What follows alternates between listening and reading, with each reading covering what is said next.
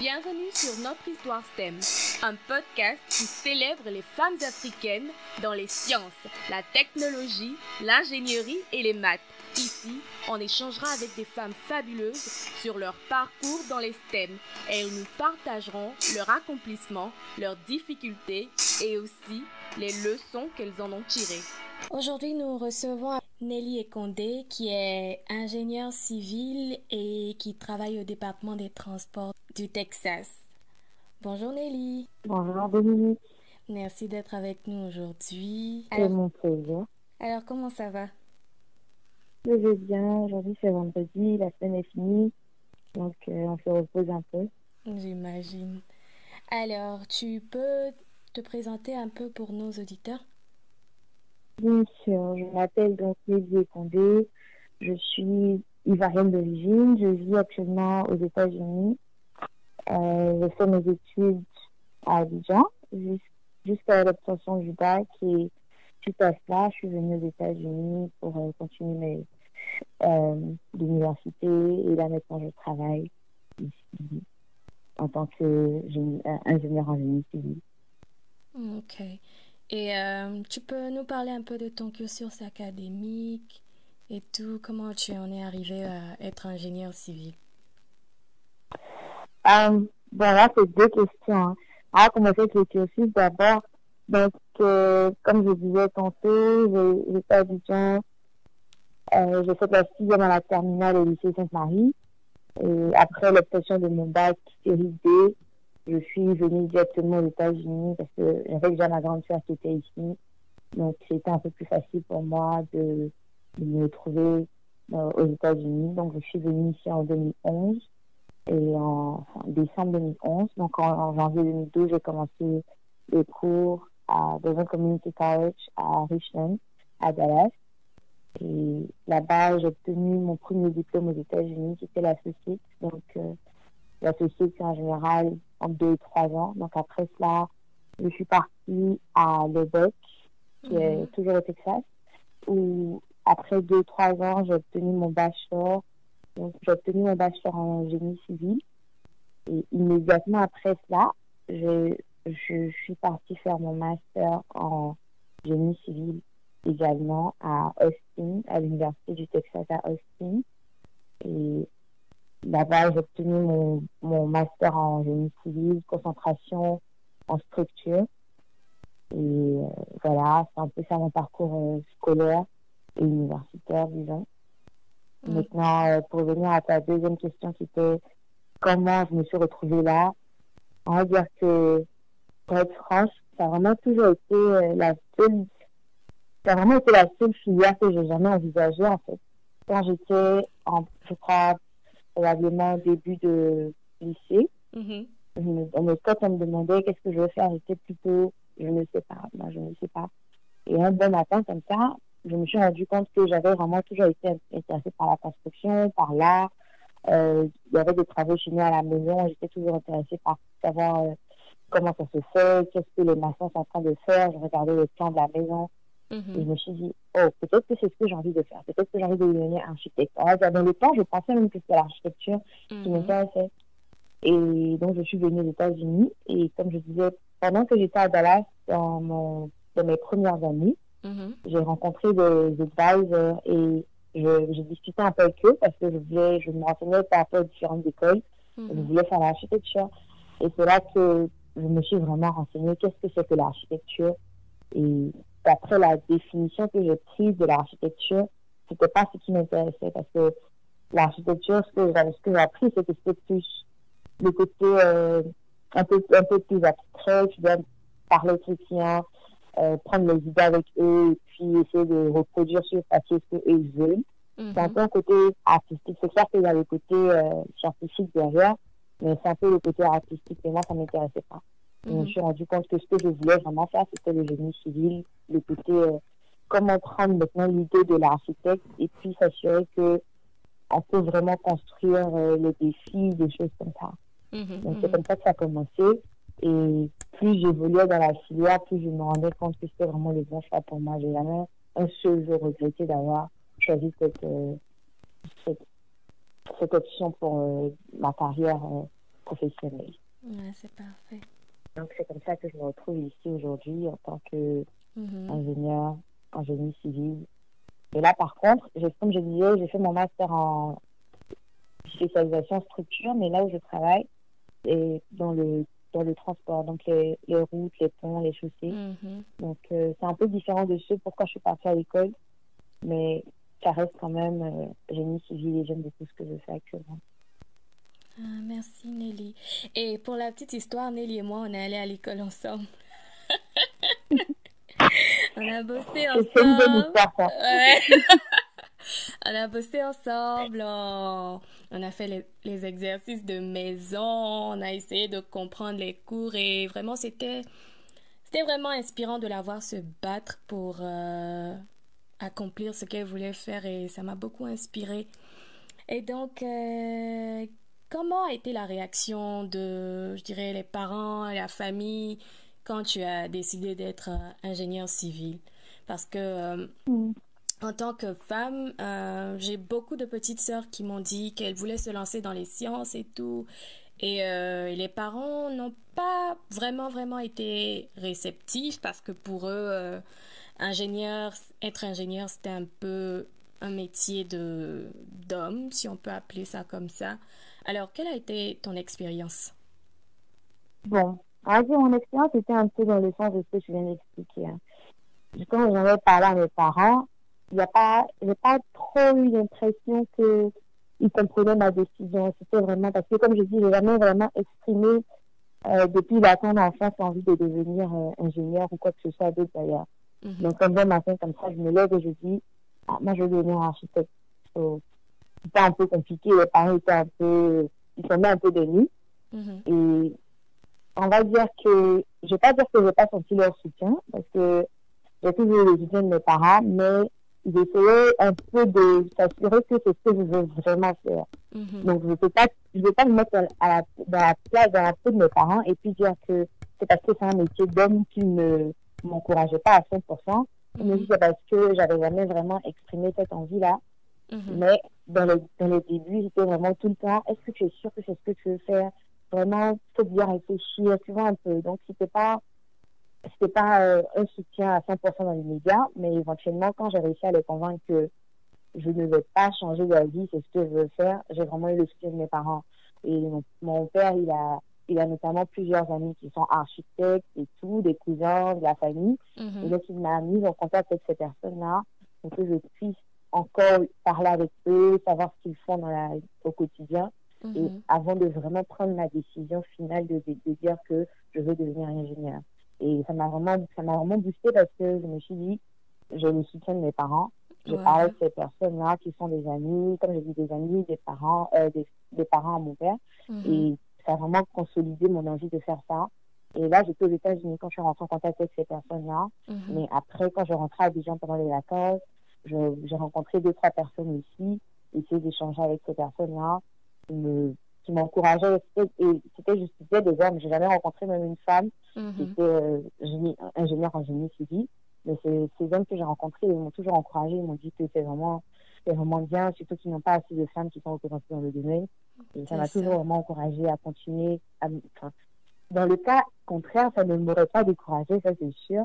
Mais ça fait toujours plaisir de voir qu'il y a des gens qui apprécient ce que tu fais et qui sont là pour t'encourager, en fait.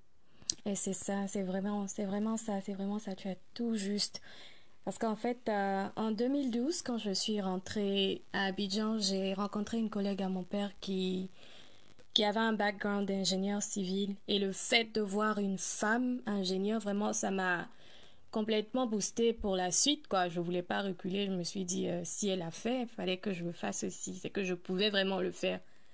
Et là, tu as tout juste, c'est ça, en fait, d'avoir le soutien et surtout d'avoir ces modèles-là, ça booste sûrement.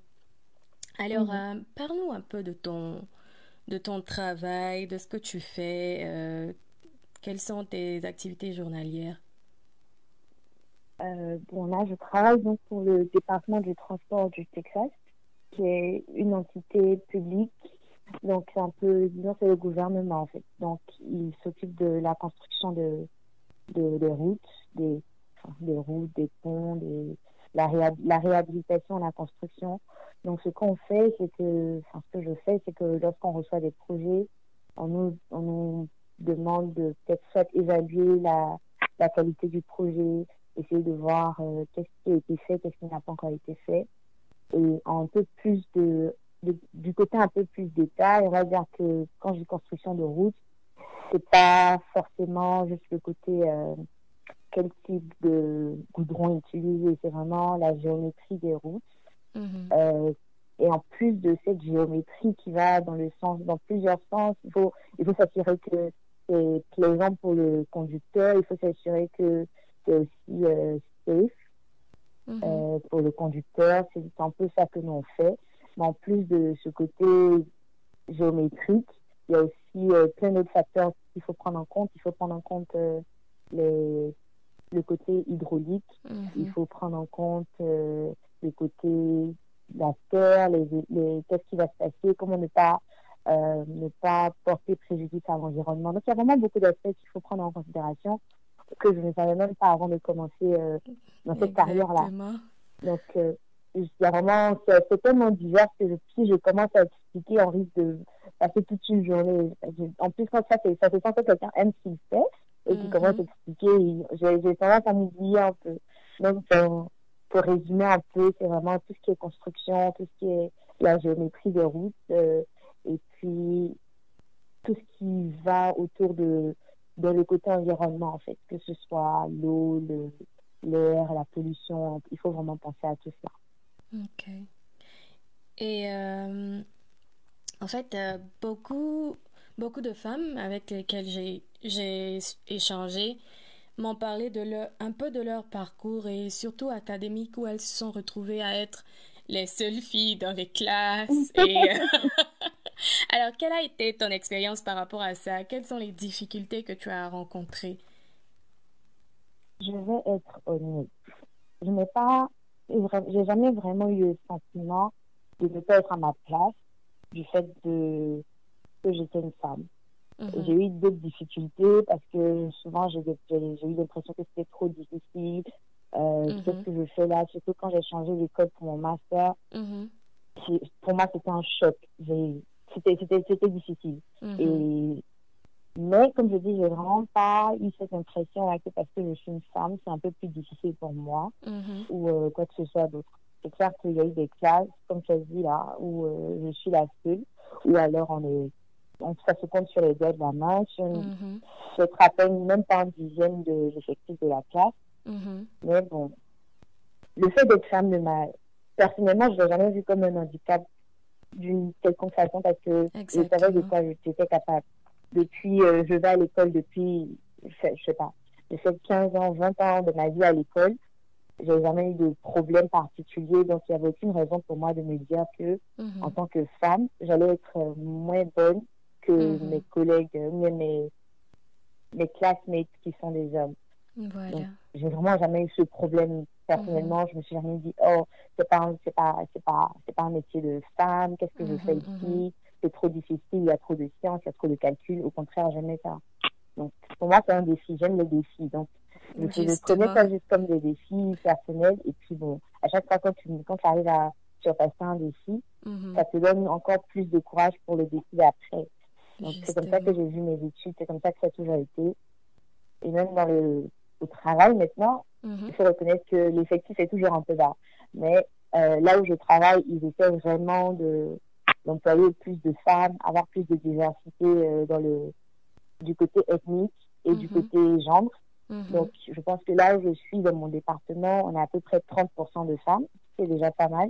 Wow, c'est donc, là, il y en a vraiment beaucoup. Je crois qu'on est peut-être une dizaine sur à peu près une quarantaine de personnes.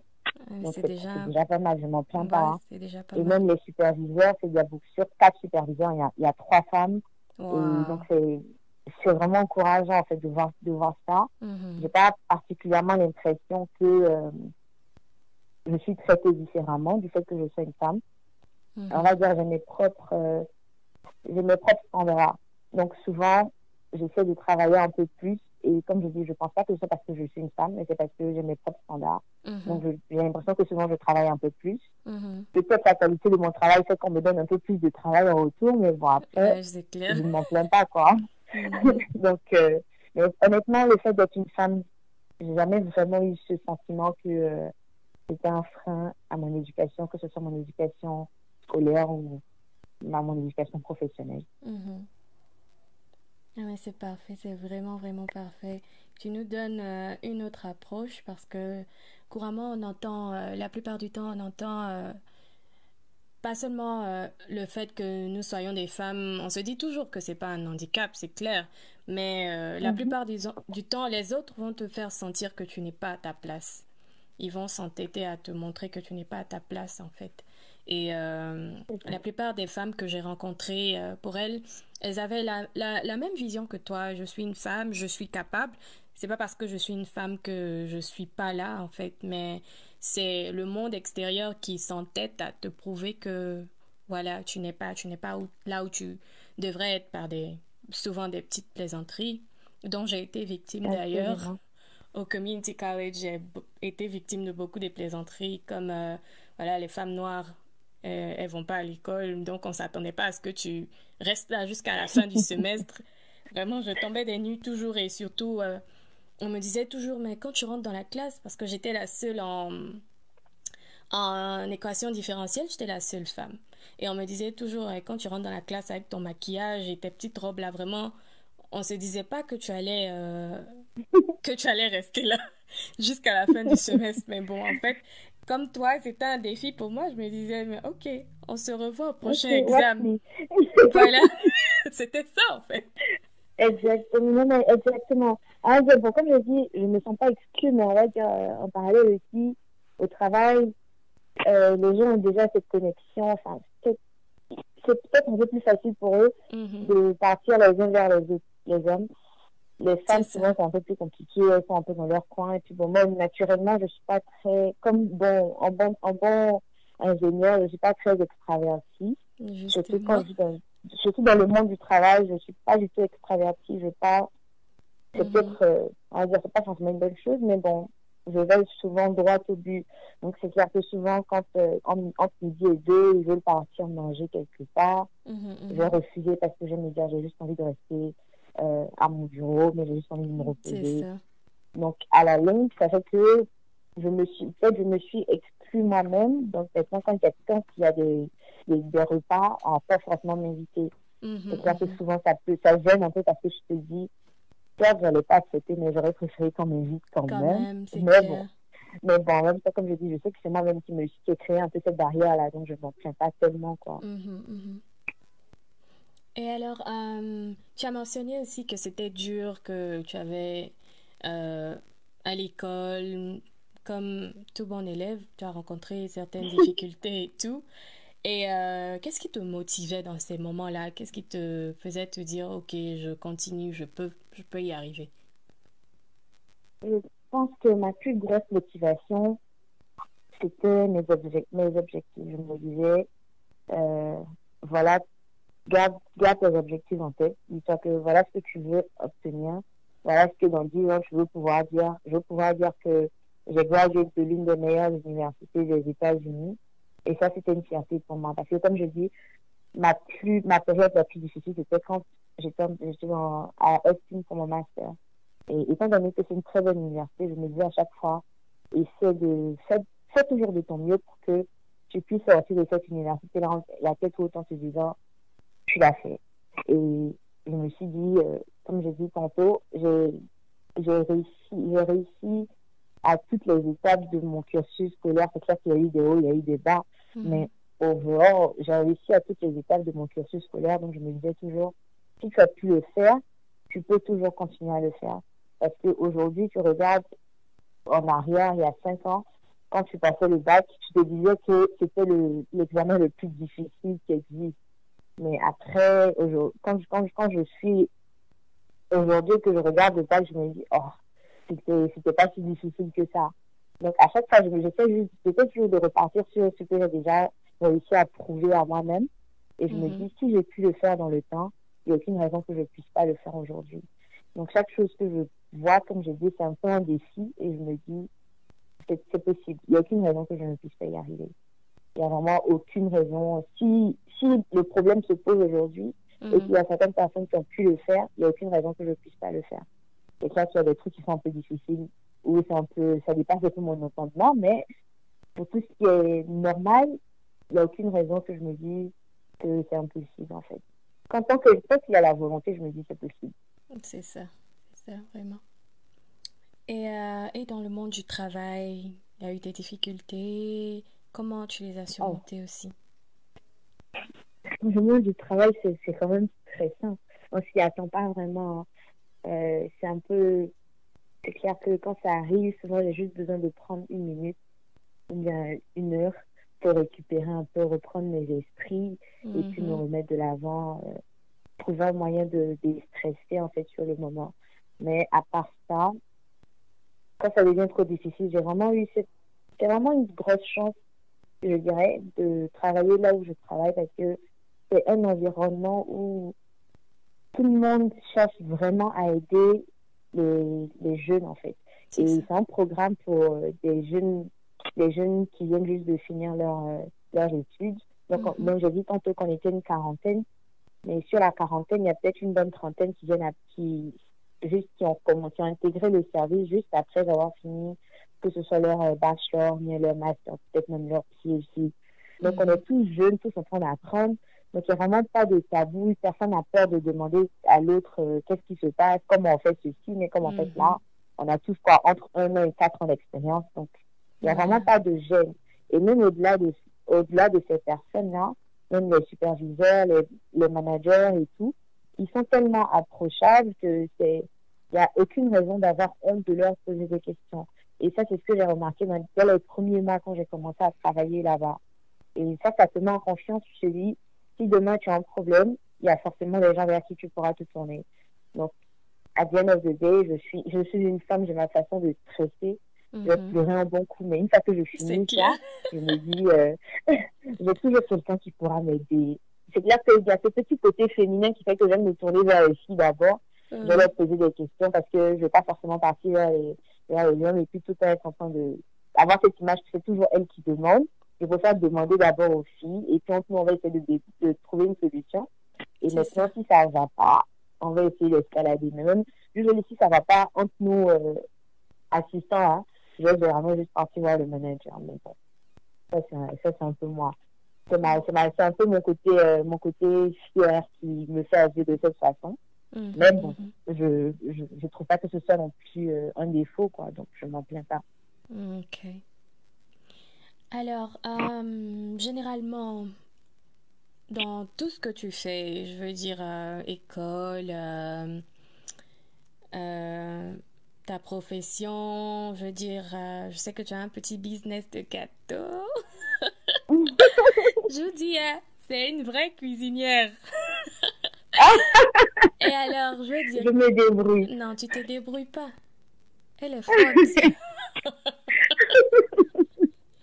Et donc, qu'est-ce qui te motive? Qu'est-ce qui te permet d'aller de l'avant? Quand je dis ça, je veux dire, tu as des role models, tu as des modèles féminins de personnes que tu regardes, que ce soit en ingénierie, que ce soit des femmes, je veux dire, entrepreneurs. Est-ce que tu as des modèles? Est-ce que tu as des gens qui te motivent?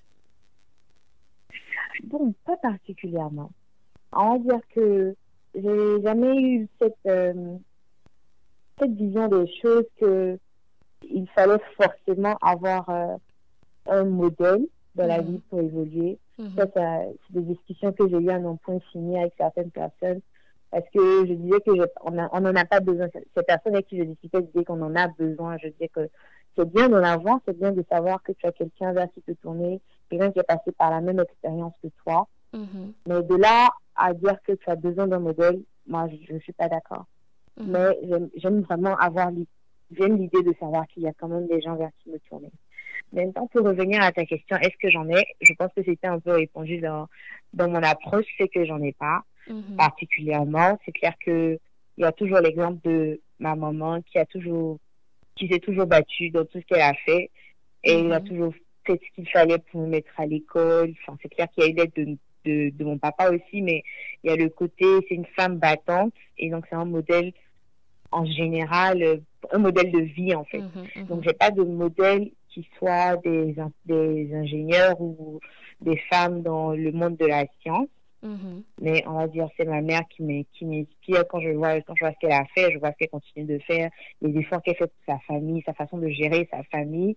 C'est ça ça me motive en fait à vouloir créer ma propre famille. Et puis genre j'ai quelques copines un peu, quand je les regarde je me dis, notamment toi tu gères vraiment ta vie de famille, ta vie dans le temps, même ta vie de famille, ta vie scolaire maintenant, après c'était ta vie de famille, ta vie professionnelle. Je me dis, oh, elle est si jeune, elle arrive à le faire. C'est vraiment, je sais pas comment on dit ça en français, ma mind was blown. Je me dis, ok, mais c'est possible en fait. Il n'y a vraiment aucune raison de dire que, par exemple, certaines personnes qui vont dire, tu ne peux pas avoir un enfant parce que tu ne peux pas consolider la vie de famille et la vie professionnelle. En tant que femme, tu dois choisir l'un ou l'autre. Je me dis, c'est n'importe quoi. Oh non, il suffit juste d'avoir les connexions. Faut avoir des gens qui peuvent t'aider, te conseiller. Et puis, on va de l'avant ensemble, quoi. Donc, quand je dis, j'ai pas vraiment de rôle, de modèle en tant que tel, j'ai pas vraiment quelqu'un qui est établi dans la profession, mais j'ai toutes mes amies, toutes mes amies, que ce soit des filles ou des hommes, avec qui je suis partie à l'école ou à quelques années près, qui sont toujours là en train de m'encourager. Donc, c'est des modèles pour moi dans ce qu'ils font, dans leur spécialité, que ce soit en ingénierie, que ce soit en business, que ce soit peu importe ce que les gens font. Chacun a sa spécialité dans la vie. Donc, j'essaie vraiment de regarder un peu chez tout le monde, essayer de prendre un peu chez tout le monde et puis me construire de cette façon. Et en parallèle aussi, j'essaie toujours d'être un modèle.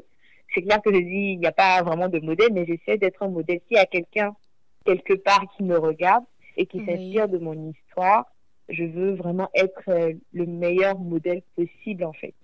Parce que je me dis, il y a forcément des gens qui... Aujourd'hui, je suis en train de me poser des questions. Je me dis, peut-être qu'il y a des gens qui vont écouter, peut-être ça peut motiver quelques personnes. Et là, moi, c'est ma motivation. Honnêtement, c'est ma motivation qui est là, de me dire que si j'ai pu atteindre ne serait-ce qu'une personne, que ce soit une fille ou un garçon, hein, justement, c'est clair qu'on veut motiver les jeunes filles à rentrer dans le domaine de la science, mais que ce soit un homme que je motive, que ce soit une femme que je motive, à partir du moment où j'arrive à donner cette inspiration à quelqu'un, à donner ma passion à quelqu'un, je suis contente. Je suis quelqu'un qui ne me pose même pas une question. Si tu m'as posé une question tout de suite par rapport à ce que je fais, on risque de s'étaler pendant des heures et des heures. Parce que j'aime tellement ce que je fais que j'aime partager avec ces gens.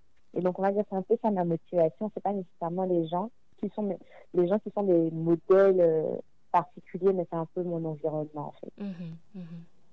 Ouais, c'est clair. Et vraiment, je trouve vraiment que il y a plein de personnes qui ont besoin de modèles. Et je dirais dans notre société africaine, je dirais que les femmes, les jeunes filles surtout, je pense que je dirais peut-être 60-40, je pense que 60%, elles ont vraiment besoin de ce modèle parce que, nous sommes là, mais nous sommes sous-représentés, si on peut dire. On ne nous montre pas, tu es obligé de faire des recherches et tu vois, c'est vraiment, c'est comme s'il y a quasiment pas de femmes ingénieures, il y a quasiment pas de femmes, professeurs agrégées et tout. Alors qu'elles sont là, mais comme on peut dire, elles sont un peu des figures de l'ombre, tu vois. Et pour les jeunes filles, souvent, tout le monde se jette dans les filières traditionnelles parce que on n'a pas vu quelqu'un dans cette société-là qui a... Dommage. Voilà, tu vois.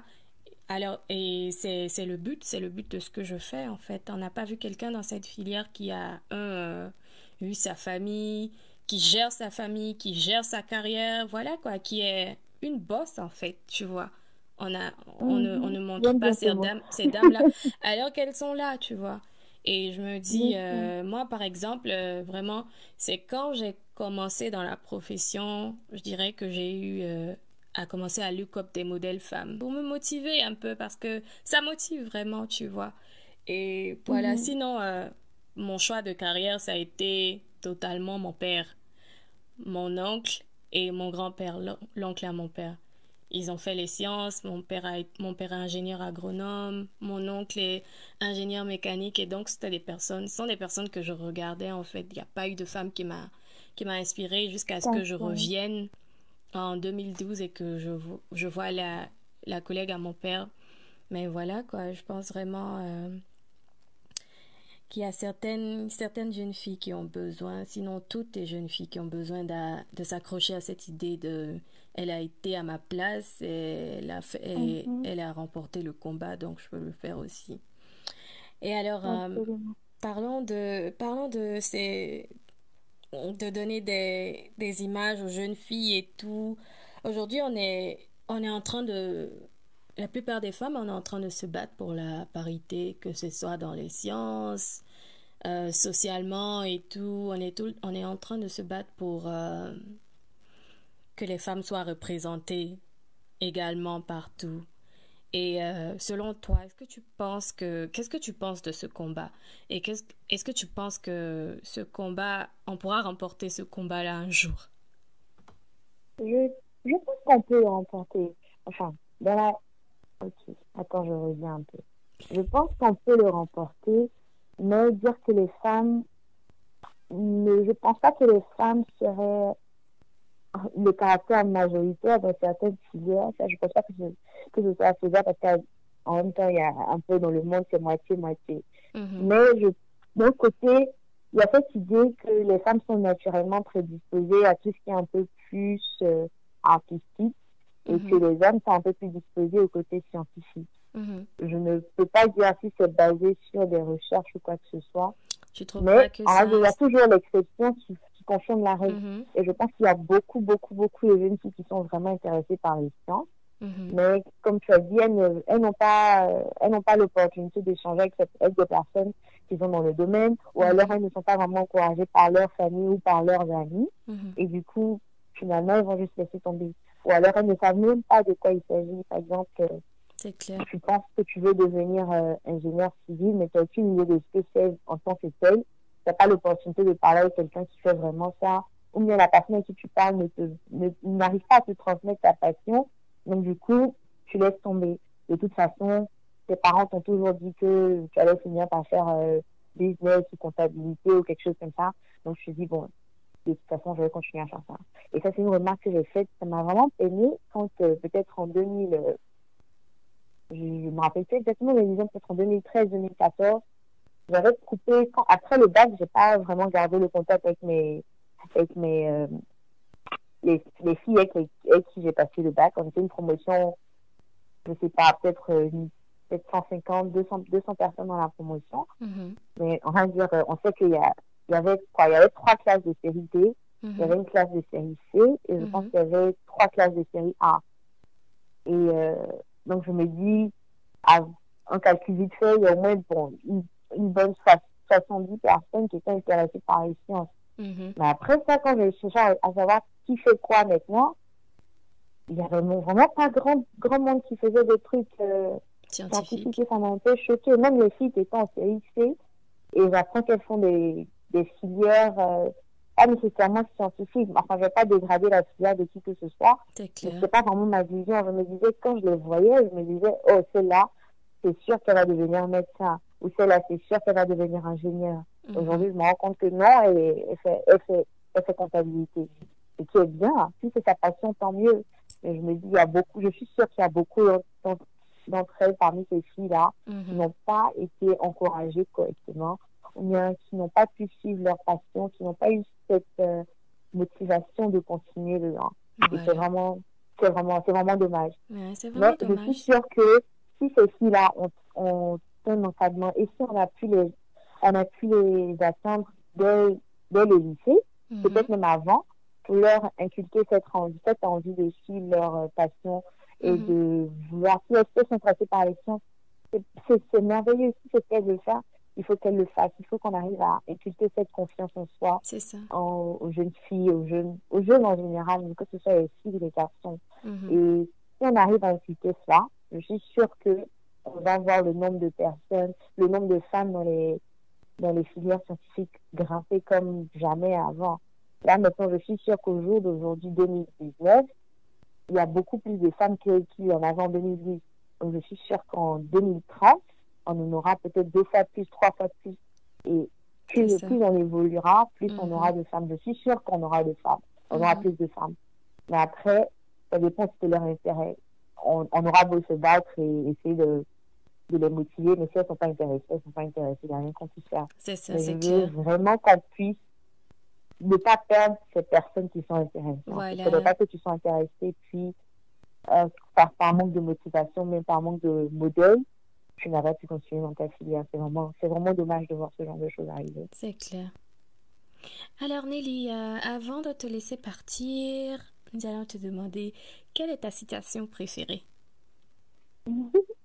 Ma citation préférée, c'est quelque chose qu'un de mes superviseurs m'a dit un jour, c'est de toujours présenter un travail dont je suis fière.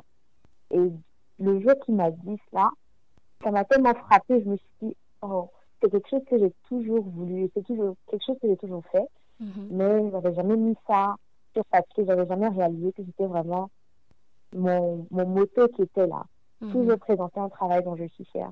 Parce que, comme tu as dit tantôt, on représente toute une génération, on représente les femmes, on représente même les Noirs, surtout dans un pays comme les États-Unis, on représente les Noirs, on représente toute une communauté. Vraiment. Et tout ce qu'on fait, ça se reflète sur toute la communauté. Donc, je me dis, il faut toujours présenter un travail dont je suis fière. Donc, du coup, c'est devenu ma citation préférée. Et c'est quelque chose qui va toujours aussi me motiver quand j'ai pas l'impression de... Je préfère être... Idéalement, il faut pouvoir présenter son travail dans les temps. Mais je préfère prendre un jour supplémentaire pour m'assurer que ce que je suis en train de produire est à la hauteur de mes attentes personnelles. Même si la personne à qui je donne mon travail ne s'attend pas forcément à ce que ce soit à 100%. Personnellement, je préférerais que ce soit à 100% avant de soumettre quoi que ce soit à qui que ce soit. Donc, c'est, comme je dis tantôt, c'est peut-être ma façon d'être, mais c'est comme ça que je suis. C'est comme ça, c'est la rigueur que je me suis instaurée. Et donc, du coup, c'est devenu vraiment ma citation préférée. Toujours proposer un travail dont je suis fière. C'est vraiment inspirant et on te dit merci d'avoir été avec nous aujourd'hui. Merci de nous avoir partagé ton expérience fantastique qui nous a vraiment inspiré et on te souhaite plein de bonnes choses, beaucoup de succès dans ta carrière.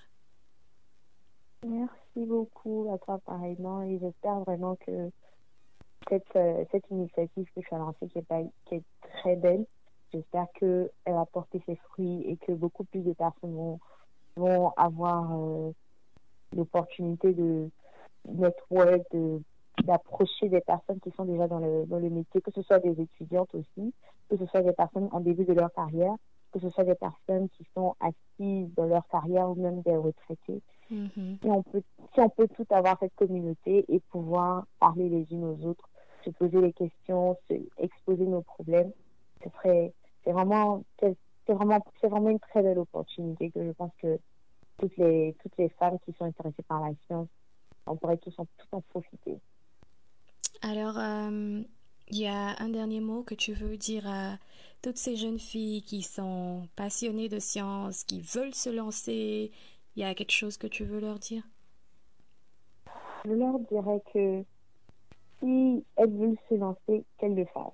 Qu'elles n'attendent pas que quelqu'un forcément les pousse à suivre leur passion. Si c'est ta passion, fais-le.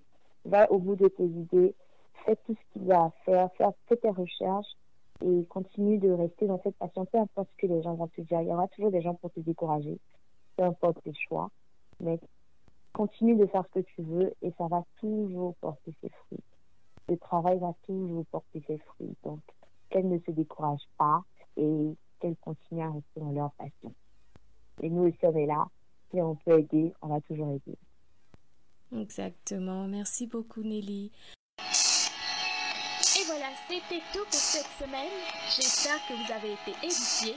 N'hésitez pas à nous dire ce que vous en avez pensé en commentaire. Surtout, likez, partagez et on se dit à la prochaine.